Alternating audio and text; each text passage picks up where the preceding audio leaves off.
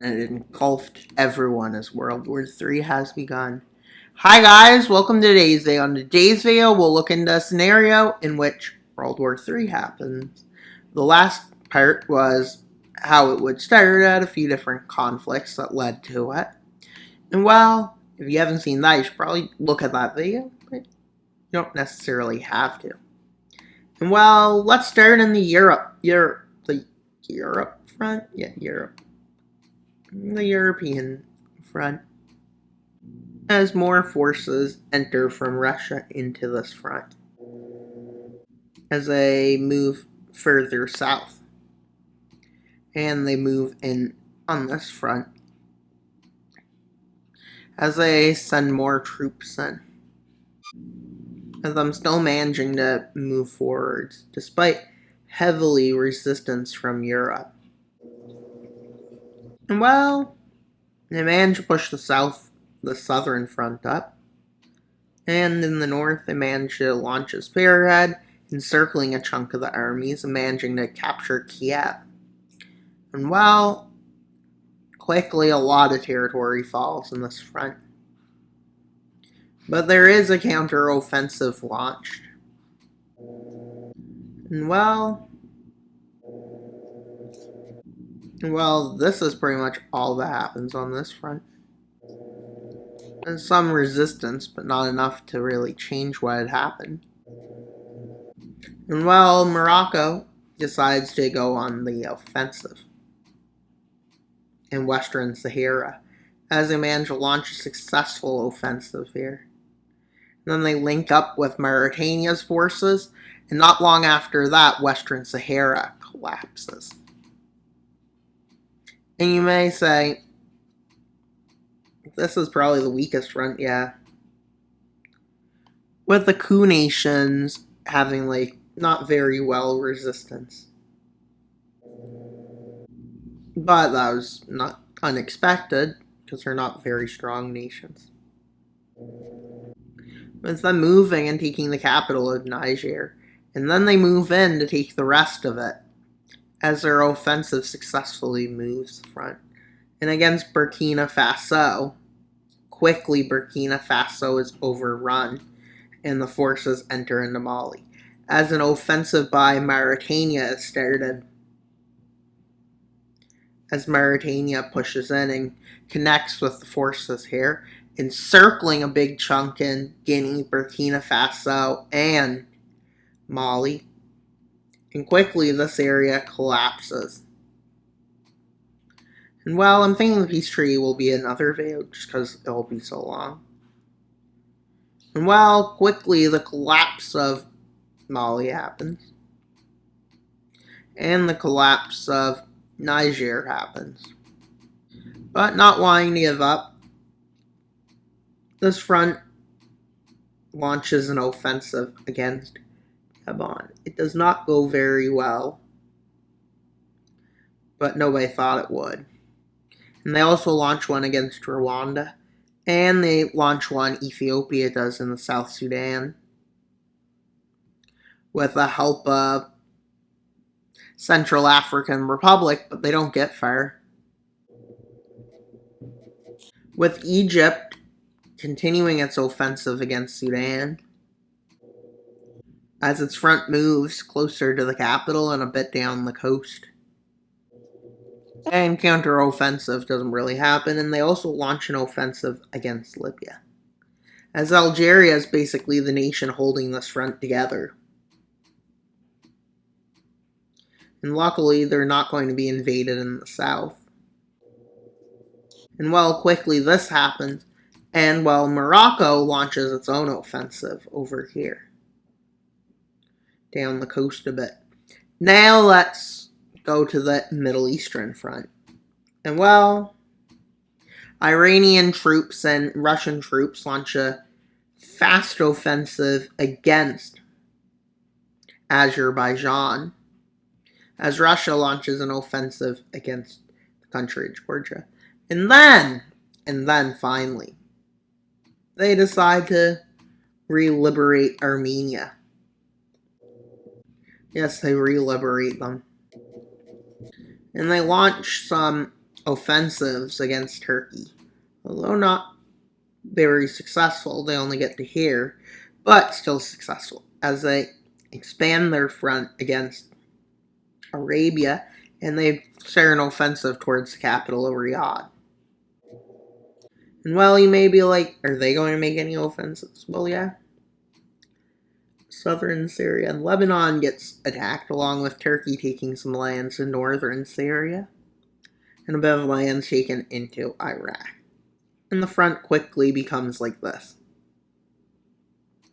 And well, let's go to the South Asia front. And well, India continues launching more offensives against Pakistan. Although successful, not very fast due to the fact that Pakistan has a strong potential, but not stronger. And well, China launches an offensive in some disputed lands. Which by that I mean over there. They get stuck in the mountains, so it doesn't get far. Now to Southeast Asia. What happens there, you may be asking? Well, Cambodia, they all attack Cambodia. Cambodia quickly falls. And Laos gets cut off in the north. They manage to get to about here. And the offensive manages to link these forces up. And a few battles happen over the cities, which go well, with China occupying more lands in India, and an offensive in northern Vietnam, which goes to success, but doesn't lead to anything massive. And then this is what the front line looked like across the world at this point. With Sudan managing to liberate these lands. You might be wondering why they're darker if they're still ending like that. Well, it's because they're occupied. And well, using two colors to switch it can get a bit confusing. And then Cameroon gets attacked. Why would I call Cameroon that? No. With an offensive launched by Angola, seen by Gabon, and Cameroon. And an offensive is launched by Uganda and Tanzania. And well, they managed to launch an offensive up to the north. They also launch an offensive into Malawi. This goes really well.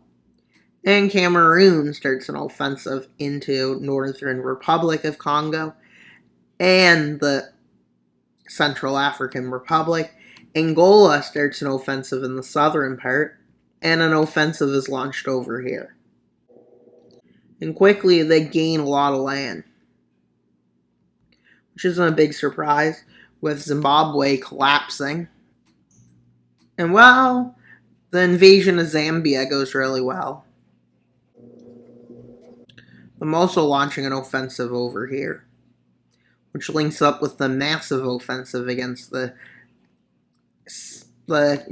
Democratic Republic of Congo. And is it democratic? Who knows? With Sudan managing to start an offensive against South Sudan. Which doesn't make sense. You would think they're trying to defend their territory. And Ethiopia manages to push back Somalia. With them now launching an offensive to take over Djibouti and parts of Somalia, with it going really well. And they even reach these far areas.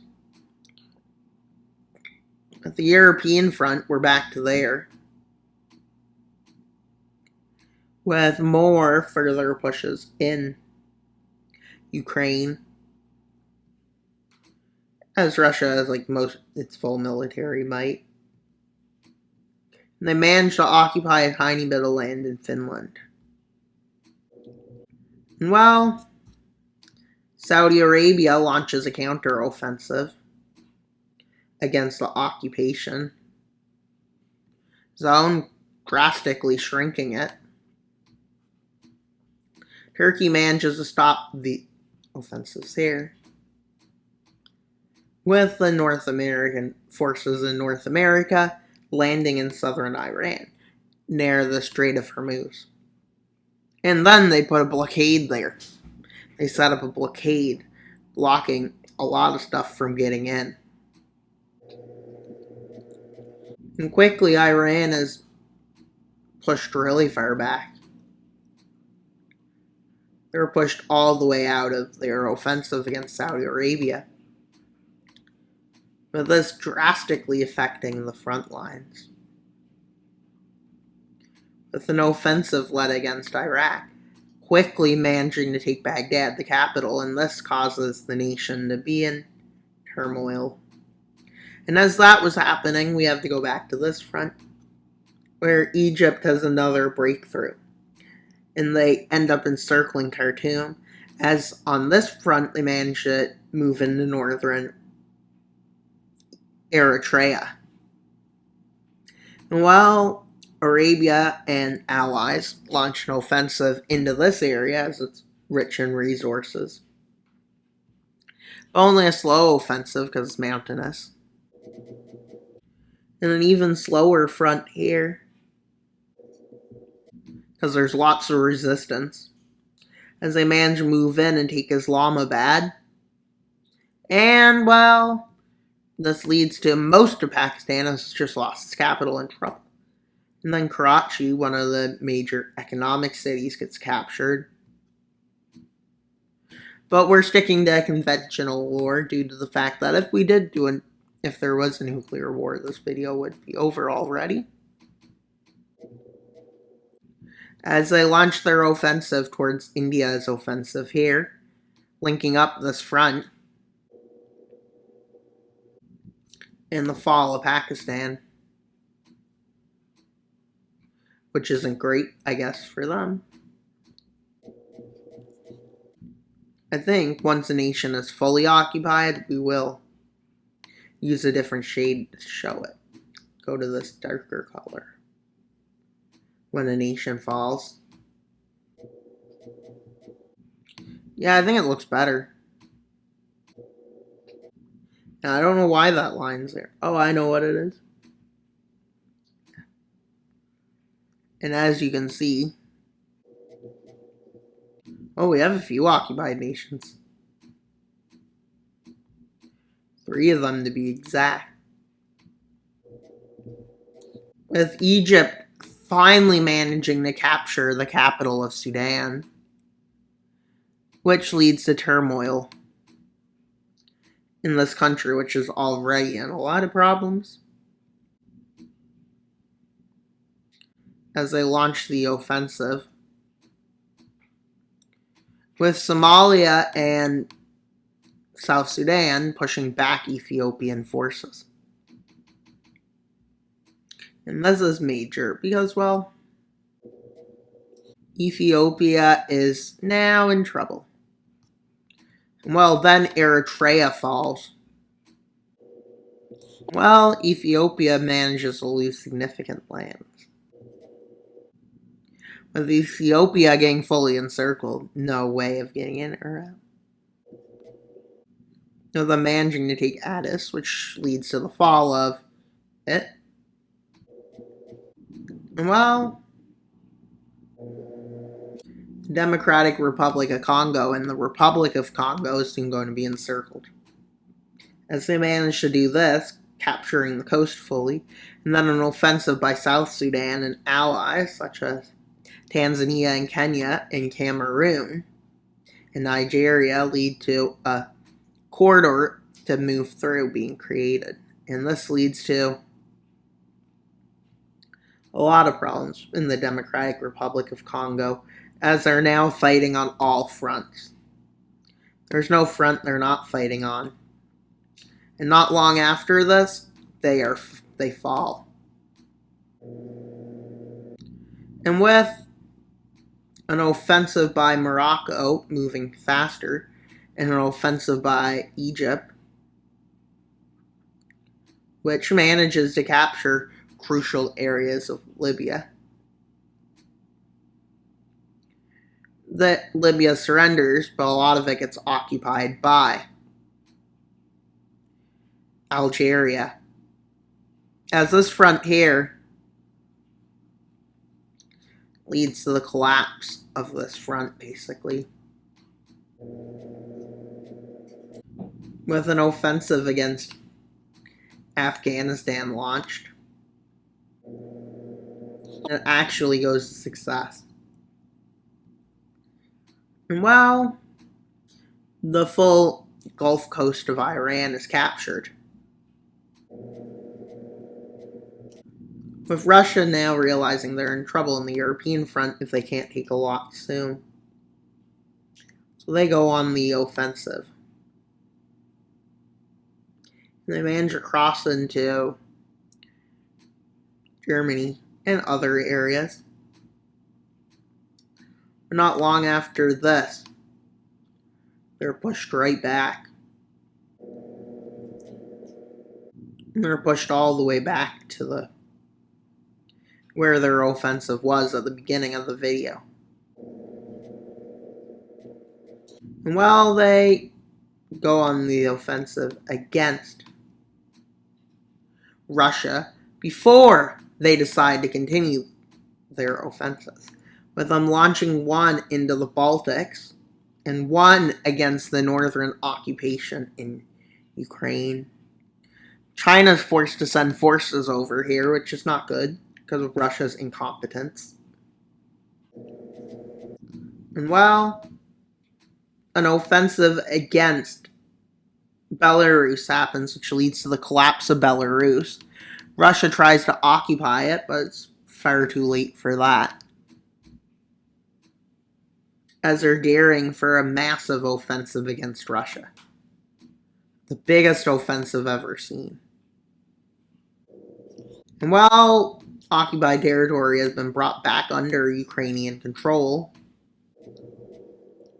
with Algeria struggling with a lack of resources, and Japan launching an offensive against Sakhalin, and hoping that American forces and Canadian and North American forces will send some here. In which they do, and they launch an offensive into Russian Manchuria, basically. Manchuria, yeah. It's basically Manchuria. I don't know what it's called, but they take Vladivostok. While in Iran, their capital of Tehran is captured. Well, they manage to launch a naval landing there, which leads to the success on this front, which leads to Azerbaijan's liberation and Armenia's conquest, basically. And while an offensive up the coast of Russia's areas, now an offensive by Finland, which cuts off this area. And I believe there's only one road into that area, so that area basically falls after all of the weapons and resources are taken out. And while St. Petersburg falls, way too soon for Russian comfort, I guess. And while the collapse of Turkmenistan, followed by the collapse of Afghanistan, followed by the collapse of Algeria, which leads to the collapse of Libya, which leads to, well, Tunisia being reliberated. And well, still, no one's really thinking about leaving it, basically, yet. But then South Korea is retaken rapidly, not all of it, but up to about there. And Taiwan gets retaken, and, well, the collapse of China's front against India, that wasn't going nowhere. Well, then these nations collapse, which sets it up for a Western victory. This is what they needed. But a few nations are going to leave now. With, after seeing all these collapses, Kazakhstan Uzbekistan, Tajikistan, Kyrgyzstan, and Mongolia all decide it's time to leave this war, saying that there's no chance of victory, so we're not fighting it anymore, and they leave it. This enrages China and Russia, but at this point they can't do anything about it, because opening new fronts while you're falling is not their best idea, if they did decide to do it. Well, a slower offensive up into North Korea happens. And this links up with this front up here. With them struggling to get near Beijing, so they manage to launch an offensive here, cutting off Russia and China. Not fully, but mostly.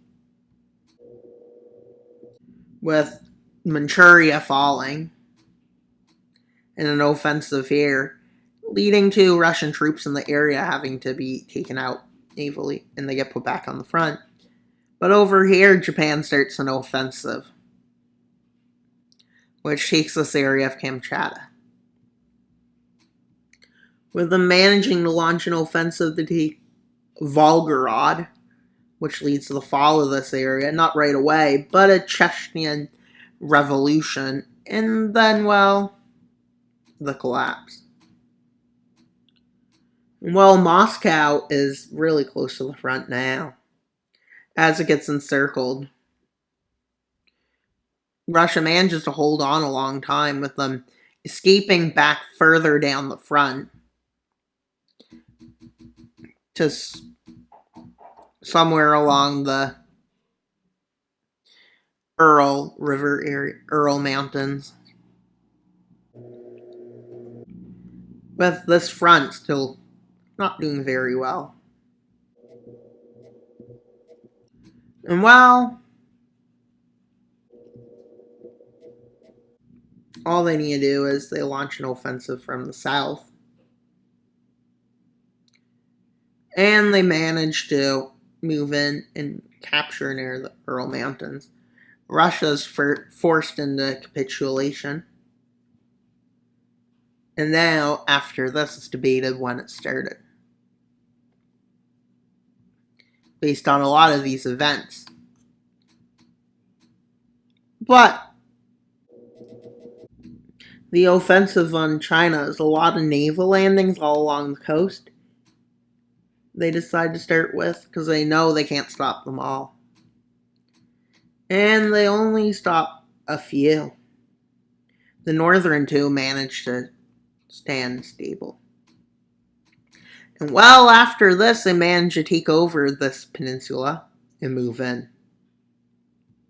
And they land over here after. This leads to widespread panic and a Tibetan rebellion, along with the Xinjiang rebellion. And while these rebellions prove successful. And well, now back to this front, with them proving successful and eventually managing to declare their area as independent. With them setting up a front along it. But not much is done on this front, with Vietnam launching an offensive against China along with Thailand. And they managed to take this island. And well, these offensives manage to quickly get worse, as most of the population is under occupation now. And well, they managed to move in and capture Beijing, but the Chinese government fled to Xi'an, maybe, because I would still be in the front line, probably, as they move towards it and manage to take it. And they capture the government, but they don't get surrender yet. So India decides to launch an offensive with no surrender. They manage to move in. No one has signed a surrender officially. With them confused. But eventually, a few of the generals meet and decide surrender is all that's left as the country surrenders. And this is oh wait, I forgot to mention Australia a lot. Australia did a lot of the work there. Well, yeah, it ended pretty well for the Western powers. Despite an Eastern stronghold in the beginning, eventually they fell. Well, that's all for today's video. Stay tuned for the next video where we'll see a peace treaty. That's all for today's video. Wild Mapper out. Bye, guys.